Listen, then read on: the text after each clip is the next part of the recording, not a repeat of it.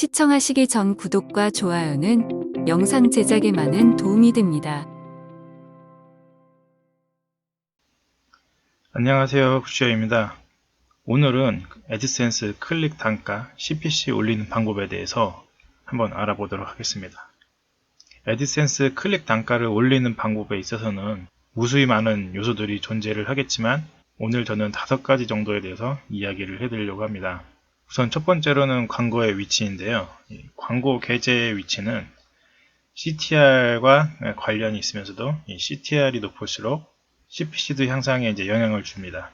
그리고 광고 위치는 각각 본인의 블로그의 실험을 통하여서 최적의 위치를 찾아내셔야 하는데, 이유는 그 블로그마다 콘텐츠도 다르고 스킨도 다르고 방문하는 사용자의 연령이나 성별, 그리고 특징, 그리고 또 방문을 하는 디바이스의 종류, 이 모든 것이 틀리기 때문에 여러 블로그를 운영을 하신다면은 만약에 A 블로그의 광고 배치를 B 블로그에 그대로 가져왔어도 A 블로그와 동일한 수익이 발생하지 않을 수도 있기 때문이죠. 하지만 통계적으로 가장 많은 고수익의 블로그들이 공통적으로 하는 그 형태의 위치가 있긴 해요. 이게 여기 화면을 보시면은 이게 저희 그 블로그 포스팅이라고 본다면은 위에 상단의 직사각형 346 곱하기 280 2개, 그리고 하단에 일치하는 컨텐츠, 이렇게 이 두 가지가 통계적으로 봤을 때 가장 많은 클릭률하고 수익을 가져다 주는 거로 이미 많이 알려져 있는 상태이고요.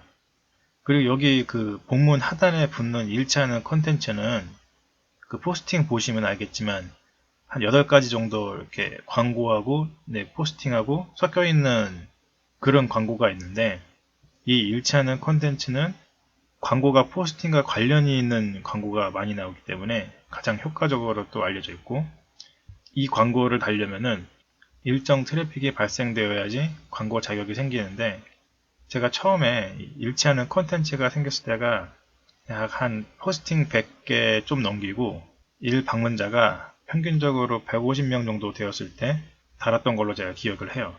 이게 100% 정확한 수치는 아닌데 어느 정도 참고사항으로 생각해 주시면 좋을 것 같습니다. 그리고 두 번째, 문맥 광고. 문맥 광고 이 부분도 상당히 중요한데, 블로그 포스팅 하시면서 문맥에 전혀 신경을 안 쓰고 포스팅 하신 분들이 아마 많으실 거라고 저는 생각을 해요.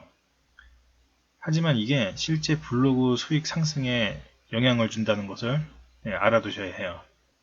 문맥 광고가 왜 중요한가 하면은, 사실 저도 처음에 포스팅 할 때 문맥에 대해서 크게 신경을 쓰지 않았는데 그냥 열심히 글만 적으면 되는 줄 알았거든요. 그런 거에 대해서 전혀 신경 안 쓰고 그냥 포스팅 숫자만 늘려나갔는데, 그러다 보니까 이게 어쩌다가 운 좋게 키워드가 잘 걸리는 그런 포스팅이 나올 때가 있었어요. 그래서 방문자도 많이 늘어날 때가 있었는데 수익이 크게 상승되지가 않는 거예요. 이유를 저도 최근에 들어서야 알게 되었는데, 단가가 높고 클릭 확률이 높은 광고가 나오는 확률에 그것에 영향을 주는 것이기 때문이죠. 보시면은 관심 기반의 광고하고 문맥 광고 이렇게 두 가지가 있는데, 관심 기반의 광고는 만약 여러분이 신발을 사야 해서 최근 신발에 대해서 가지고 계신 스마트폰이나 PC에 검색하신 적이 있다면은 그것이 쿠키나 이런 곳에 정보가 남아 있어 가지고 그 정보를 기반으로 관심에 따라 자동 광고가 뜨게 되는 것을 말하는 것이고요.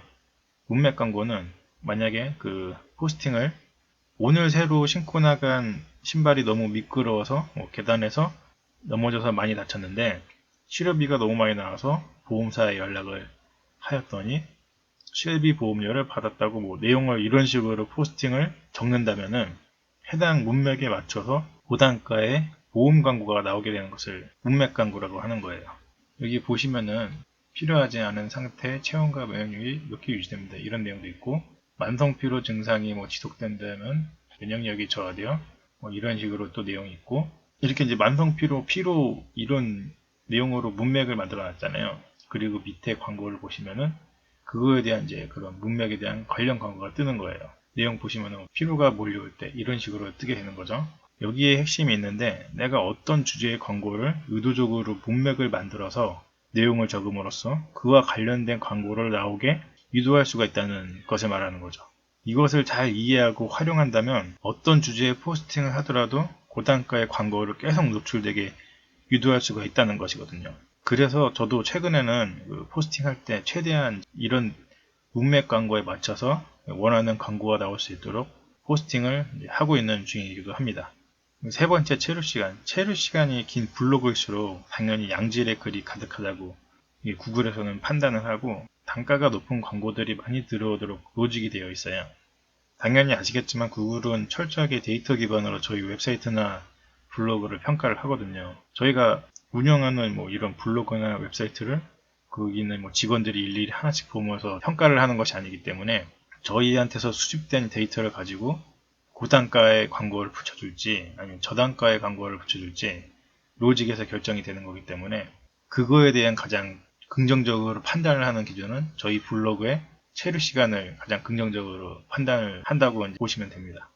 구글 애널리틱스 같은 거 연동을 반드시 하셔가지고 이런 거 분석을 좀 하셔야 돼요. 보시면은 평균 세션 시간, 이탈률, 페이지 뷰 이런 것들을 분석을 하셔가지고 어떻게 하면은 내 블로그에 좀 더 머물 수 있게 할 수 있나 이런 거 연구를 하셔야 돼요. 그리고 네 번째가 광고 차단. 광고를 차단하여서 CPC를 올리는 부분은 저번에 제가 만들었던 영상 CTR 상승시키는 방법과 이제 어느 정도 겹치는 부분이라 간단하게 설명하고 넘어가자면은 저단가 광고를 차단함으로써 고단가 광고만 나오도록 그렇게 함으로써 이제 클릭당 단가 상승을 가능하기도 한 것이고요. 고단가 광고만 나오게 해가지고 클릭당 단가를 상승시키는 방법이 광고 차단 방법입니다. 그리고 마지막 다섯 번째, 고단가 키워드. 이게 왜 중요하냐면은 포스팅을 했는데 거기에 고단가 키워드가 들어가 있느냐 없느냐에 따라서 단가 차이가 나는데 이게 보면은 이제 문맥 광고하고 또 어느 정도 연관이 있는 부분이에요. 아무리 정성스럽게 포스팅을 3,000자 넘게 잘 작성을 하였더라도 그 안에 단가가 있는 키워드가 진짜 하나도 없으면은 해당 포스팅에서 클릭되는 광고는 단가가 정말 낮게 나와요. 포스팅을 하실 때 구글 애드즈라고 있어요. 키워드 단가를 볼 수 있는 구글에서 운영하는 광고주들이 볼 수 있는 그런 사이트인데 본인이 그냥 그거 가입하셔가지고 가입비나 그런 거 없으니까 그래서 키워드 검색을 통해서 내 포스팅에 들어가는 키워드 중에 광고를 한번 확인해 보실 수가 있어요. 그걸로 고단가 키워드를 어느 정도 수집을 하신 다음에 작성하실 때 부분 약간 고단가 키워드를 녹여주셔야 돼요. 그래야지 이 포스팅 자체에 있는 광고 단가가 상승을 하게 됩니다. 여기 보시면은 구글 애드즈 들어가서 이제 검색을 할 수 있는데 보시면 이런 고단가 키워드들이 상당히 많아요. 이런 거 이제 검색을 하셔가지고 넣어주시는 것도 광고 단가 상승에 많은 영향을 주기 때문에 상당히 중요한 부분이라고 할 수 있습니다. 이 이외에도 광고 단가를 상승시키는데 영향을 주는 것은 많이 있다고 저는 생각을 하는데 오늘 설명해드린 이 5가지만 생각을 하시고 포스팅을 하실 때 적용을 해보신다면은 광고 단가가 상승되는데 많은 도움이 될 거라고 저는 생각을 합니다. 부족한 영상이지만 오늘도 끝까지 시청해주셔서 감사하고요. 다음번에 더 좋은 정보로 여러분들께 찾아오도록 하겠습니다. 그럼 감사합니다.